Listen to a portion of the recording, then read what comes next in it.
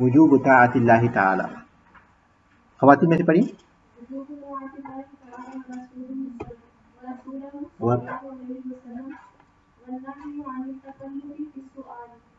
عن ابي هريره رضي الله عنه انه سمع رسول الله صلى الله عليه وسلم يقول ما نهيتكم عنه فاجتنبوه وما امرتكم به فافعلوا منه ما استطعتم فانما اهلك الذين من قبلكم كثرة مسائلهم واختلافهم على انبيائهم متفق عليه وهذا لفظ مسلم في الفضائل.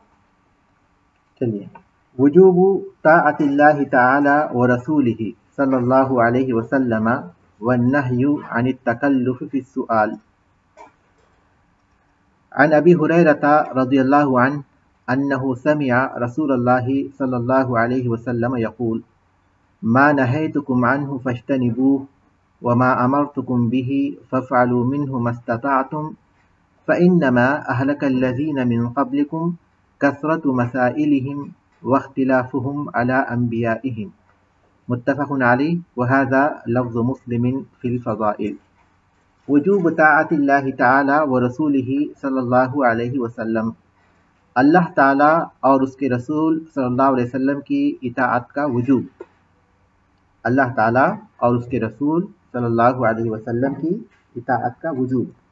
والنہی عن التکلف فی السؤال، اور سوال کرنے میں تکلف سے ممانعت. سوال کرنے میں تکلف کرنے سے ممانعت.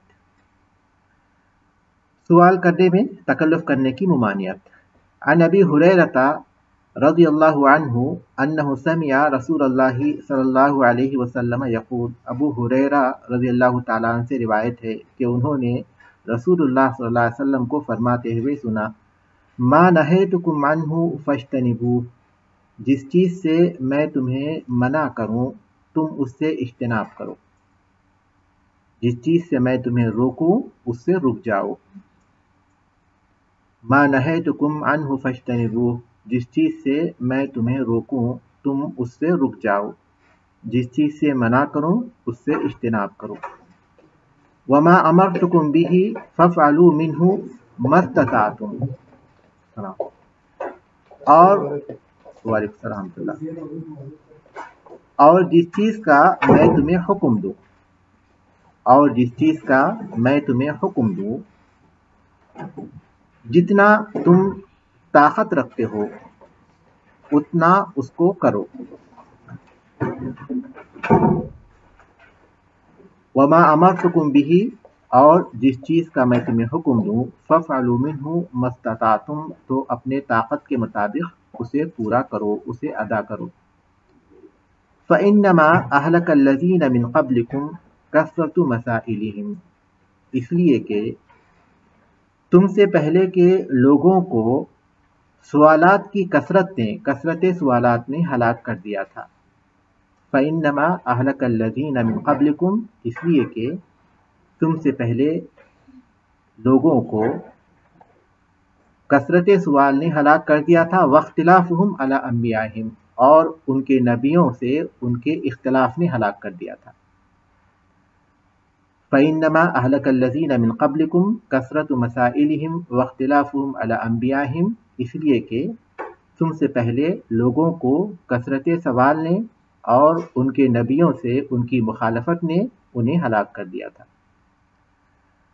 ایک بار پھر ترجمہ دیکھ لیجئے. ما نہیتکم عنہ فاجتنبوہ، جس چیز سے میں تمہیں منع کروں اس سے اجتناب کرو. وما امرتکم بہ فافعلوا منہ ما استطعتم، اور جس چیز کا میں تمہیں حکم دوں اسے اپنی طاقت کے مطابق ادا کرو. فإنما أهلك الذين من قبلكم كثرة مسائلهم واختلافهم على أنبيائهم، اس لیے کہ تم سے پہلے لوگوں کو کثرت سوالات اور نبیوں سے مخالفت نے ہلاک کر دیا تھا. شرح المفردات، الفاظ کے شرح. نہیتکم عنہ، منعتکم منہ، تمہیں منع کروں اس سے. منعتکم، میں تمہیں منع کروں، منہ اس سے. منعتکم منہ، میں تمہیں اس سے منع کروں. فاجتنبوہ فاترکوہ وابتعدوا عنہ، اسے چھوڑ دو اور اس سے دور ہو جاؤ. فَاتْرُكُوهُ اسے چھوڑ دو. وَابْتَعِدُوا عَنْهُ اور اس سے دور ہو جاؤ. مَسْتَطَعْتُمْ عَلَى حَسَبِ قُدْرَتِكُمْ وَطَاقَتِكُمْ تمہاری قدرت اور تمہاری طاقت کے مطابق. عَلَى حَسَبِ قُدْرَتِكُمْ وَطَاقَتِكُمْ تمہاری قدرت اور تمہاری طاقت کے مطابق. اہلک ہلاک کر دیا تھا یعنی عذب عذاب دیے گئے تھے. عذب عذاب دیے گئے. الذین من قبلکم الامم السابقۃ سابقہ قومیں سابقہ امتیں گزری ہوئی امتیں. اختلافہم علی انبیائہم مخالفتہم لأوامر انبیائہم نبیوں کے احکام کی خلاف ورزی. مخالفتہم ان کی مخالفت لأوامر انبیائہم نبیوں کے احکام کی نبیوں کے احکام سے ان کی مخالفت.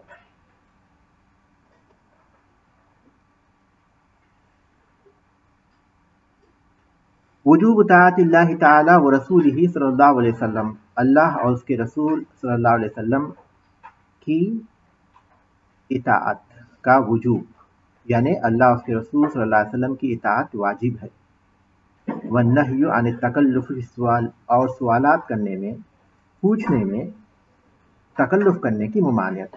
سوالات کرنے میں تکلف کرنے سے اجتناب کرنا چاہیے. وعلیکم السلام ورحمۃ اللہ. یہ حدیث جلیل القدر صحابی ابو ہریرہ رضی اللہ تعالیٰ عنہ سے مروی ہے اور ان کا ترجمہ یا ان کی سیرت کے بارے میں ہم کئی بار گفتگو کر چکے ہیں. اب حدیث کی شرح کی طرف آتے ہیں. ما نہیتکم عنہ فاجتنبوہ جس چیز سے میں تمہیں منع کروں اس سے رک جاؤ. اس حدیث کا ایک سبب ہے ایک پس منظر ہے اور وہ یہ کہ اللہ کے رسول صلی اللہ علیہ وسلم نے ایک مرتبہ صحابہ کو خطاب کرتے ہوئے کہا ایھا الناس ان اللہ قد فرض علیکم الحج فحجوا کہ اے لوگو اللہ تعالیٰ نے تم پر حج کو فرض کیا ہے لہذا تم حج کرو. اقرا ابن حابس رضی اللہ تعالیٰ عنہ نے سوال کیا کہ اللہ کے رسول صلی اللہ علیہ وسلم کیا ہر سال حج فرض ہے؟ کیا ہر سال ہمیں حج کرنا ہوگا؟ تو اس وقت اللہ کے رسول صلی اللہ علیہ وسلم نے فرمایا دعونی ما ترکتکم علیہ کہ جس حال میں نے تمہیں چھوڑا ہے اس پر مجھے چھوڑ دو. جس حال پر میں نے تمہیں چھوڑا ہے اس پر مجھے چھوڑ دو یعنی قریت کر سوالات مت کرو. پھر آپ نے کہا کہ لو قلت نعم لوجبت وما استطعت اگر میں ہاں کہہ دیتا تو یہ واجب ہو جاتا ہر سال اور تم اس کی طاقت نہیں رکھتے. پھر آپ صلی اللہ علیہ وسلم نے کہا ما نہیتکم عنہ فاجتنبوہ. اس حدیث کے جو الفاظ اب یہاں ہمارے سامنے ہیں وہ آپ صلی اللہ علیہ وسلم نے مزید بیان فرمائے. تو یہ ایک ایسے سوال کے پس منظر میں یہ حدیث ہے جس سوال کی حقیقت میں کوئی حاجت نہیں تھی. تو اس پس منظر میں اللہ کے رسول صلی اللہ علیہ وسلم نے یہ اہم تعلیمات دیں جو بہت ہی جامع ہیں اور کئی مسائل اس حدیث سے اہل علم نے بیان کی ہیں. الفاظ پر غور کیجئے. جس چیز سے میں منع کروں اس سے تم رک جاؤ اور جس چیز کا میں تمہیں حکم دوں اپنی طاقت کے مطابق اسے ادا کرو. پہلے جملے میں عمومیت ہے کہ کسی چیز سے منع کرو تو رک جاؤ اور دوسرا جملہ مقید ہے کہ جس چیز کا میں تمہیں حکم دوں اس کو طاقت کے مطابق ادا کرو. پہلا جملہ عام ہے اور دوسرے جملے میں قید پائی جاتی ہے. پہلے جملے میں عمومیت ہے اس لیے کہ اس میں جو بات بیان کی جا رہی ہے وہ ہے رک جانا چھوڑ دینا اور چھوڑ دینا انسان کے لیے مشکل نہیں ہے کیونکہ وہ تو انسان کے ساتھ ہے نہیں. انسان چھوڑ دے اس چیز کو تو اس میں انسان کے لیے کوئی تکلیف کوئی مشقت نہیں ہے. تکلیف کوئی مشقت اس میں نہیں ہے. اس لیے اس میں عمومیت پائی جاتی ہے کہ ہر وہ چیز جس سے منع کیا گیا ہے آدمی اس کو چھوڑ دے خواہ وہ عقائد میں ہو خواہ وہ اعمال میں ہو خواہ وہ اخلاق میں ہو حلال و حرام میں ہو جائز و ناجائز میں ہو کسی بھی معاملے میں ہو. ان کا تعلق معاملات سے ہو نکاح و طلاق سے ہو یا معاشرت سے ہو نکاح و طلاق وغیرہ یا پھر تجارت اور دوسری چیزوں سے ہو، جس چیز سے میں تمہیں منع کروں، ہر وہ چیز جو تمام معاملات میں منع کیا گیا ہے اس کو چھوڑ دو۔ تو اس میں عمومیت پائی جاتی ہے، کیونکہ اس کا تعلق ترک سے ہے، چھوڑنے سے ہے، اور اس میں کسی کو مشقت نہیں ہوتی۔ البتہ اس میں ایک قید پائی جاتی ہے، وہ قید یہ کہ اگر انسان کو کوئی ضرورت لاحق ہو جائے، عام اردو میں ہم جو ضرورت بولتے ہیں وہ ضرورت نہیں بلکہ اصطلاحی ضرورت۔ اصطلاحی ضرورت کا مفہوم کیا ہے؟ اصطلاح میں ضرورت بولتے ہیں کہ ایسی چیز جس پر انسان کے بقا اور اس کی زندگی کا دار و مدار ہے، اگر وہ چیز اسے نہ ملے، نہ حاصل ہو، استعمال نہ کرے تو وہ مر جائے گا، جس کے بغیر انسان کی زندگی کا، اس کے باقی رہنے کا تصور نہیں ہوتا۔ اصطلاح میں اس کو ضرورت بولتے ہیں۔ تو جس چیز سے منع کیا گیا ہے اس سے رک جانا چاہیے، الا یہ کہ انسان کو اس کی ضرورت لاحق ہو جائے تو اس موقع پر اس چیز کا استعمال جائز ہوگا۔ مثال کے طور پر مردار ہے، منع کیا گیا مردار کے کھانے سے، لیکن کوئی انسان کسی ایسے مقام پر ہو جہاں اسے کھانے کے لیے مردار کے سوا کوئی چیز نہ ہو، اگر وہ نہیں کھائے گا تو مر جائے گا، تو اس موقع پر اس کو وہ چیز جائز ہے۔ اللہ تبارک و تعالیٰ نے خود فرمایا وَقَدْ فَصَّلَ لَكُم مَّا حَرَّمَ عَلَيْكُمْ إِلَّا مَا اضْطُرِرْتُمْ إِلَيْهِ۔ اللہ تبارک و تعالیٰ نے جس چیز کو حرام کیا ہے اس کو تفصیل سے بیان کر دیا ہے، سوائے اس کے جس کی طرف تم مجبور ہو جائے۔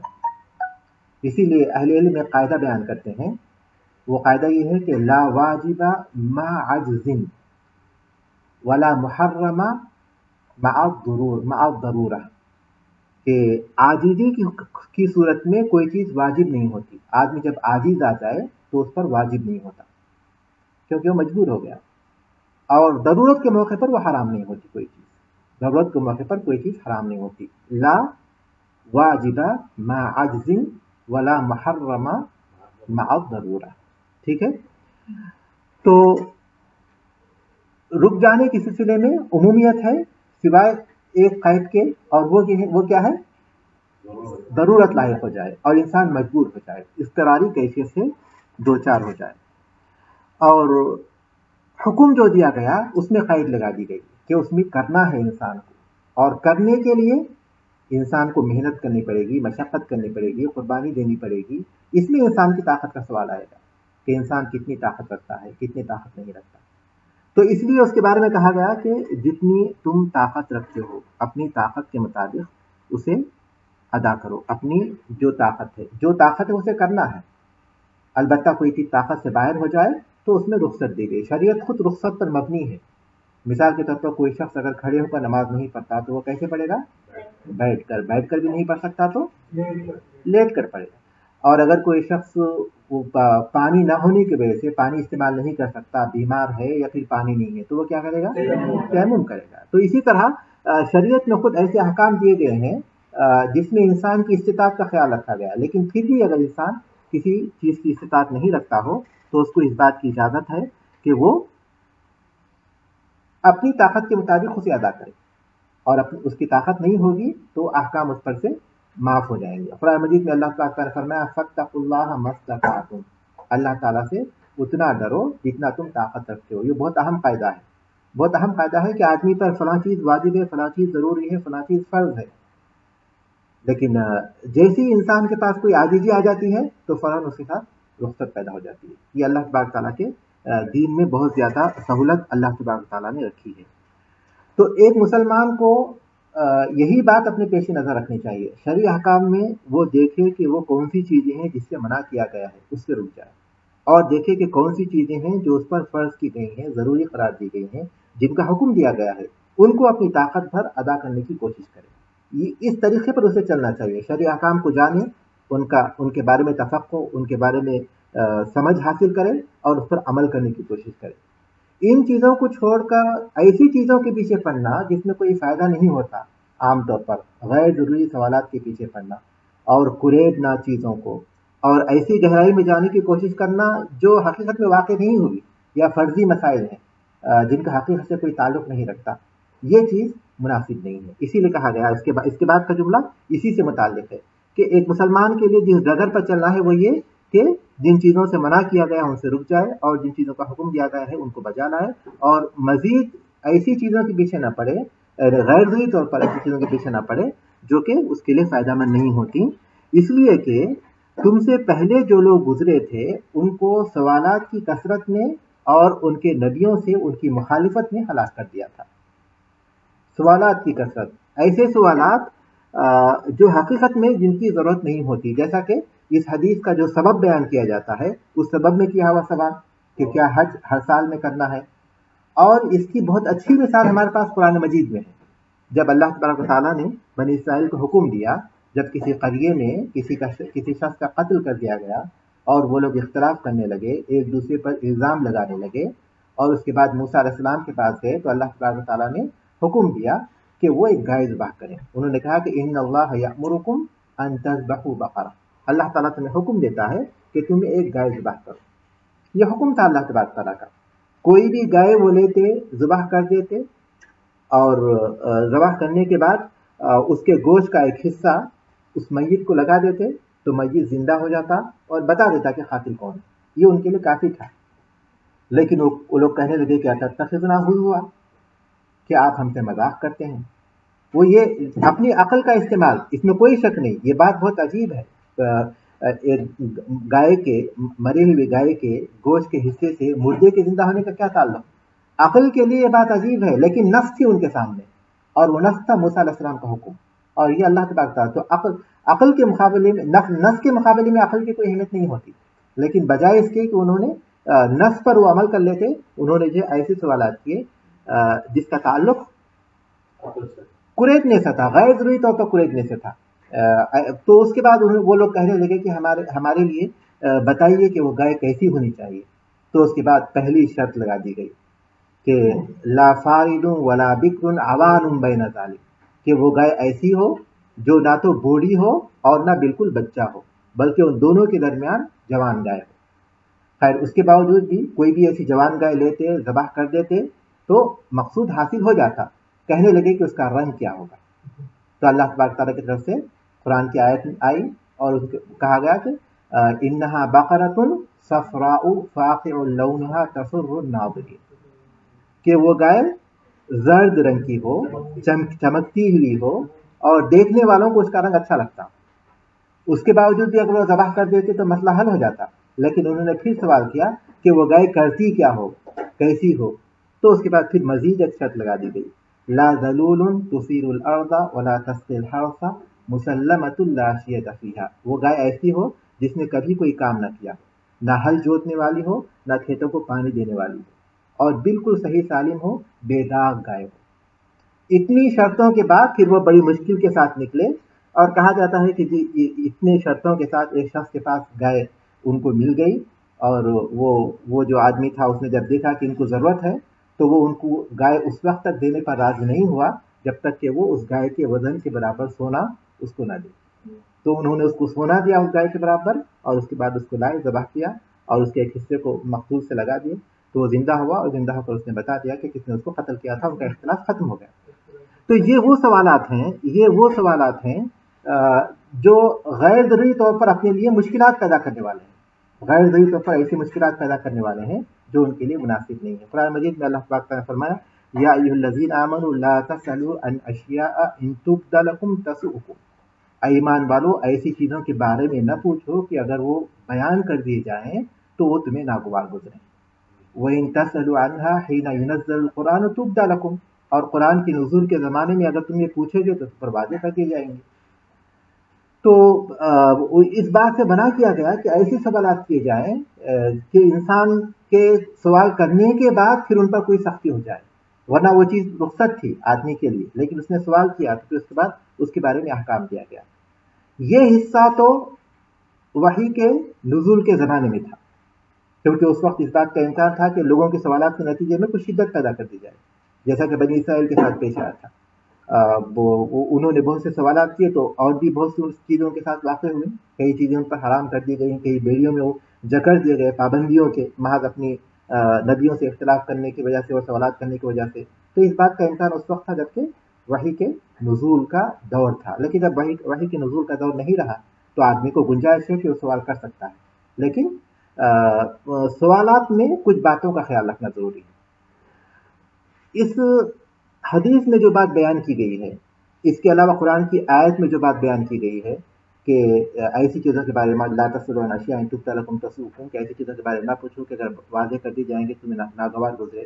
یا پھر حضرت مغیرہ بن شعبہ سے جو حدیث مروی ہے جس میں انہوں نے کہا کہ 3 چیزوں کو جو ہے ناپسند کیا گیا ہے، ایک کثرت قیل و قال، ایسا اور ایسا، ایسی باتیں کہنا، اندازے لگانے کی باتیں کرنا، یا پھر غیر ضروری باتیں کرنا، اور مالوں کو ضائع کرنا، اور سوالات کی کثرت، اس سے منع کیا گیا۔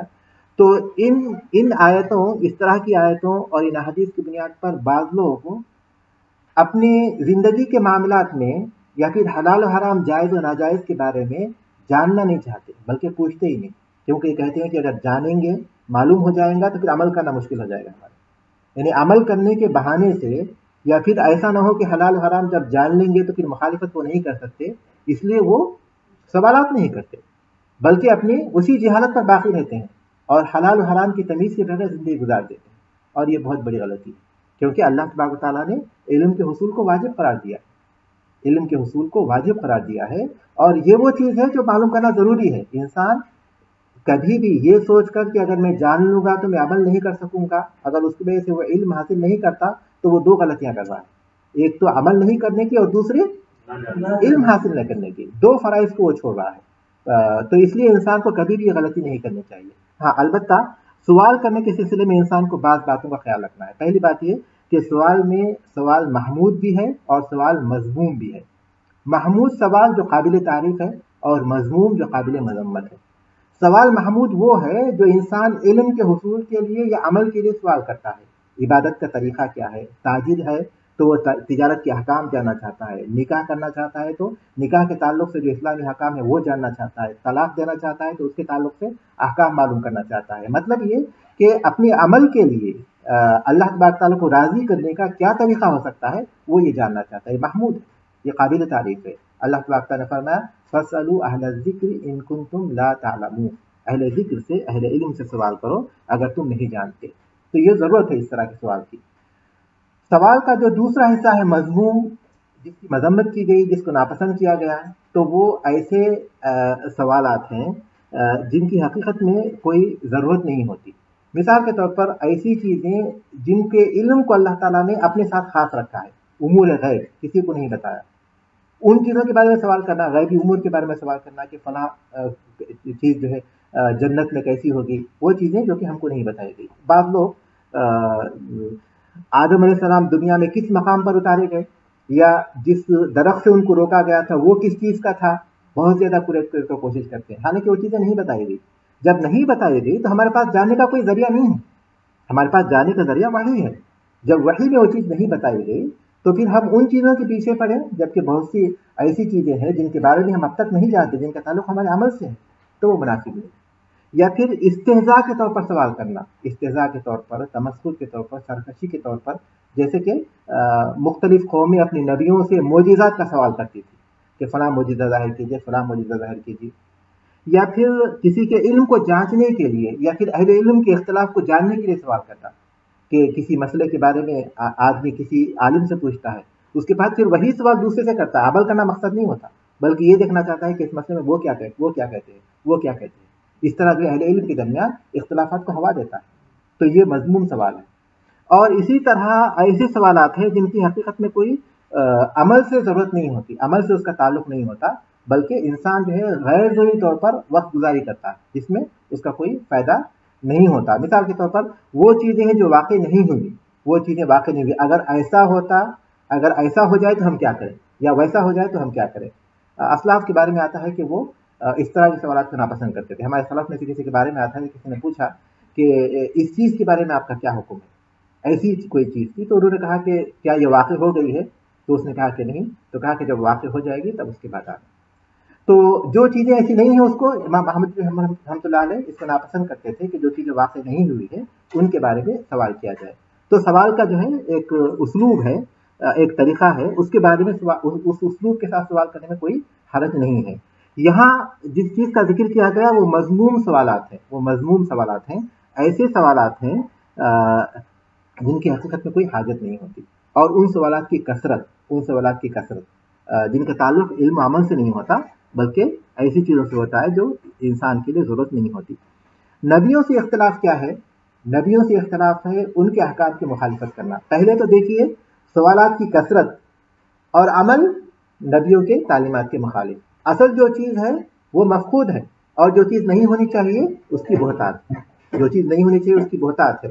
تو انہوں نے سوالات کی کثرت تو کر لی لیکن اس پر عمل نہیں کرتے بلکہ اپنے نبیوں سے اختلاف کرتے، ان کی مخالفت کر کے ان کے احکام کے مطابق اللہ تبارک تعالیٰ کی عبادت نہیں کرتے، تو اس چیز نے انہیں ہلاک کر دیا ہے۔ تو انسان کو ایسی چیز سے گریز کرنی چاہیے۔ تو بنیادی طور پر اس حدیث سے جو بات معلوم ہوتی ہے وہ یہ کہ اللہ اس کے رسول صلی اللہ علیہ وسلم نے کسی بات کا حکم دے دیا ہو تو اس پر عمل کرنا ضروری ہے۔ اب یہاں دیکھیے ما نہیتکم عنہ فاجتنبوہ، جس چیز سے میں تمہیں روکوں اس سے رک جاؤ، کیونکہ اللہ کے رسول صلی اللہ علیہ وسلم کسی چیز سے روکے وہ اللہ تبارک و تعالیٰ کے روکنے ہی کی طرح ہے۔ اور وما امرتکم بہ فافعلوا منہ ما استطعتم، جس کا میں تمہیں حکم دوں طاقت کے مطابق اس کو پورا کرو، کیونکہ اللہ کے رسول صلی اللہ علیہ وسلم جس چیز کا حکم دے وہ اللہ تبارک تعالیٰ کے حکم کی طرح ہی ہے۔ من یطع الرسول فقد اطاع اللہ، جس نے رسول کی اطاعت کی اس نے اللہ کی اطاعت کی۔ اسلامی احکام میں، شرعی احکام میں اللہ کے رسول صلی اللہ علیہ وسلم کے حکم میں کوئی فرق نہیں ہے، کوئی فرق نہیں ہے، کیونکہ اللہ کے رسول وہی بولتے ہیں کہ اللہ تبارک تعالیٰ نے کہا ہے، اس لیے اللہ کے رسول صلی اللہ علیہ وسلم کا حکم اللہ تبارک تعالیٰ کا حکم ہی ہے۔ اسی لیے انہوں نے باب باندھا وجوب طاعت اللہ تعالیٰ و رسولہ، اللہ کے رسول صلی اللہ علیہ وسلم کی اطاعت کا وجوب، یعنی جیسے قرآن کے احکامات پر عمل کرنا واجب ہے اسی طرح حدیث اگر صحیح ہے تو اس کے حکم پر عمل کرنا واجب ہے۔ وجوب کے اعتبار سے دونوں میں کوئی فرق نہیں ہے، ہاں کلام کے اعتبار سے دونوں میں فرق ہے۔ قرآن اللہ تبارک تعالیٰ کا کلام ہے اور حدیث رسول اکرم صلی اللہ علیہ وسلم کی طرف سے ہے، لیکن دونوں وحی کے اعتبار سے ایک ہیں، یہ بھی اللہ کی وحی ہے وہ بھی اللہ کی وحی ہے، تو درجے اور حکم کے اعتبار سے دونوں میں کوئی فرق نہیں۔ فرق صرف یہ ہے کہ یہ وحی متلو ہے اور یہ وحی غیر متلو ہے۔ یہ ایسی وحی ہے جس کی تلاوت کی جاتی ہے، جس کی تلاوت میں ایک حرف پر 10 نیکیاں ملتی ہیں، اور یہ وحی غیر متلو ہے جس کی تلاوت نہیں ہوتی اور لیکن اس کا مطلق ثواب ضرور ملتا ہے حدیث کے پڑھنے کا، لیکن ایک حرف کی 10 نیکیاں جو خصوصیت ہے قرآن کی وہ حدیث میں نہیں ہے۔ اسی طرح قرآن کے ذریعے چیلنج کیا گیا ہے، لیکن حدیث کے ذریعے چیلنج نہیں، قرآن کے الفاظ کہ اگر تم یہ سمجھتے ہو کہ اللہ کا کلام نہیں ہے تو اس جیسی کوئی صورت پیش کرو، جو چیلنج ہے یہ قرآن کے ذریعے ہے، حدیث کے ذریعے، حکم کے معاملے میں کوئی چیز ایسی نہیں ہے۔ یہاں بحیثیت طالب علم اگر میں آپ سے یہ سوال کروں کہ یہاں یہ کہا گیا کہ وجوب طاعت اللہ تعالیٰ و رسولہ، اللہ تبارک تعالیٰ کی اطاعت کا وجوب اور اس کے رسول صلی اللہ علیہ وسلم کی اطاعت کا وجوب، وہ لا کر دونوں کو ملا دیا گیا، جبکہ ایک حدیث میں ہم جانتے ہیں کہ ماشاء اللہ و شئت، جب ایک آدمی نے کہا ماشاء اللہ و شئت کہ جو آپ چاہیں اور جو اللہ چاہے اور جو آپ چاہیں، تو آپ نے کہا اجعلتنی ندا للہ تعالیٰ، کیا تم نے اللہ تبارک تعالیٰ کے برابر بنا دیا؟ قل ماشاء اللہ ثم ما شئت، کہ پہل کہو کہ جو اللہ تبارک تعالیٰ چاہے پھر جو آپ چاہیں۔ تو یہاں جو ہے وجوب طاعت اللہ تعالیٰ و رسولہ وہ لا کر دونوں کو برابر کر دیا گیا، کیا یہ صحیح ہے؟ قرآن میں جگہ جگہ آتا ہے نا واطیع اللہ واطیع الرسول، تو اللہ سبحانہ تعالیٰ نے خود اپنی منشا کو نبی اکرم صلی اللہ علیہ وسلم کے اس سے پھر اس حدیث میں منع کرنے کی وجہ کیا؟ کیونکہ وہاں پہ ان کی چاہت کی بات تھی، یہاں پر اطاعت ہے جو اللہ کی ہونا چاہیے، وہ کیا چاہیے کرتے ہیں، ہاں وہاں سے ان کی منشا ہے، ہاں ان کا شرعی احکام سے متعلق۔ جی یہ جواب دیجیے کیا ہے؟ جو بھی آپ کو حکم دیں گے اللہ تعالیٰ کے حکم سے لکھا ہوا نہیں ہوگا، ان کے اندر ہی ہوگا، لیکن وہاں جو نشیت کی بات تھی وہ تو نشیت اللہ تعالیٰ کی آپ کے جواب سے نہیں آتی۔ ہاں ایسی چیزیں جس کا تعلق کائنات کے طبیعی امور سے ہے، جس کا تعلق کائنات کے طبیعی امور سے ہے، پیدا کرنے، مارنے، چاہنے نہ چاہنے، ان چیزوں میں اللہ اس کے رسول صلی اللہ علیہ وسلم کے ذکر کو الگ کیا جائے گا، ایک ساتھ نہیں لایا جائے گا، لیکن وہ چیزیں جو کہ شرعی ہیں، شرعی احکام ہیں، ان میں دونوں کو ایک ساتھ بیان کیا جائے گا، کیونکہ شریعت میں اللہ کے رسول صلی اللہ علیہ وسلم کیا کرتے ہیں؟ اللہ تبارک تعالیٰ کے احکام ہی کو بیان کرتے ہیں۔ تو یہاں وجوب طاعت اللہ تعالیٰ و رسولہ کا تعلق شرعی احکام سے ہے، اس لیے اس میں واو کے ذریعے عطف کیا جائے گا، وہ کے ذریعے اخذ کیا جائے گا، کیونکہ شرعی احکام میں اللہ کے رسول صلی اللہ علیہ وسلم کے احکام اللہ تبارک تعالیٰ کے احکام کی طرح ہے۔ البتہ وہ چیزیں جس کا تعلق کائنات کے طبعی امور سے ہے اس میں دونوں میں فرق کیا جائے گا۔ ٹھیک ہے، اب اس کے پاس ہم لوگ اہم الفوائد پڑھ لیں گے۔ وجوب امتثال اوامر اللہ تبارک و تعالی و اوامر رسولہ صلی اللہ علیہ وسلم، اللہ تبارک و تعالیٰ کے احکامات کی پابندی یا ان پر عمل کرنا، اور اللہ کے رسول صلی اللہ علیہ وسلم کے احکام پر عمل کرنے کا وجوب۔ امتثال یعنی بجا لانا، عمل کرنا، اللہ تبارک و تعالیٰ کے احکام اور اللہ کے رسول صلی اللہ علیہ وسلم کے احکام کو بجا لانے کا وجوب، یعنی اللہ کے رسول صلی اللہ علیہ وسلم کے احکام کو بجا لانا واجب ہے۔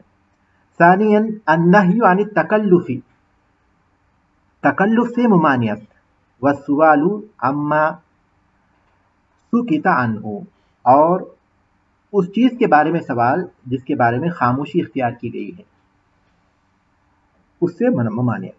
النہی عن التکلف والسؤال عما سکت عنہ، تکلف سے اور ایسی چیز کے بارے میں سوال سے جس کے بارے میں خاموشی اختیار کی گئی ہے ممانعت۔ تکلف سے بھی منع کیا گیا اور ایسی چیز کے بارے میں سوال کرنے سے منع کیا گیا جس کے بارے میں خاموشی اختیار کی گئی ہے۔ ثالثاً ان مخالفت الانبیاء سبب الہلاک، نبیوں کی مخالفت کرنا ہلاکت کا سبب ہے۔ ان مخالفت الانبیاء سبب الہلاک، نبیوں کی مخالفت کرنا ہلاکت کا سبب ہے۔ رابعاً التکالیف الشرعیۃ مرتبطۃ بالقدرۃ علیہ، شرعی تکالیف اس کی قدرت کے ساتھ مرتبط ہے، مربوط ہے، متعلق ہے۔ شرعی تکالیف یعنی شرعی احکام مرتبط مربوط ہیں، متعلق ہیں، بالقدرت علیہا، ان پر قدرت رکھنے سے، ان پر قدرت رکھنے کے مطابق۔ مرتبطۃ مربوط ہے، مرتبط ہے، متعلق ہے۔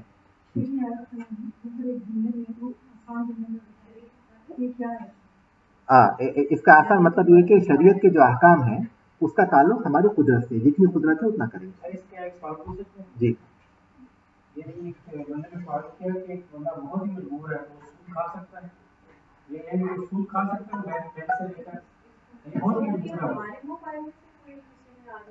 لیکن یہ جو سوال ہے کہ کوئی آدمی مجبور ہے تو کیا وہ سود کھا سکتا ہے، اس سوال کا جواب نفی میں یا اس بات میں نہیں دیا جا سکتا جب تک کہ اس کی مجبوری کی حالت کا اندازہ نہ ہو یا اس کے بارے میں صحیح بات نہ ہو۔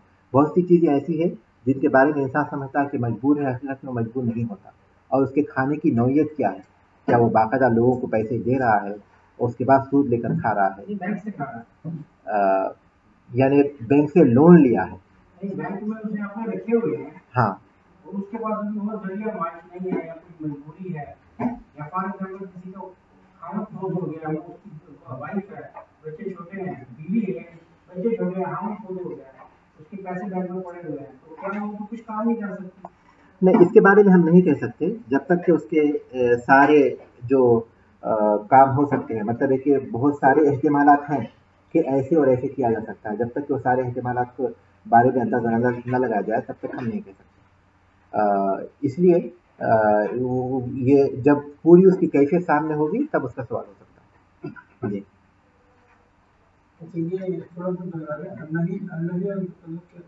النہی عن التکلف والسؤال عما سکت عنہ، تکلف سے اور اس چیز سے، تکلف سے ممانعت اور اس چیز کے بارے میں سوال کرنے سے ممانعت جس کے بارے میں خاموشی اختیار کی گئی۔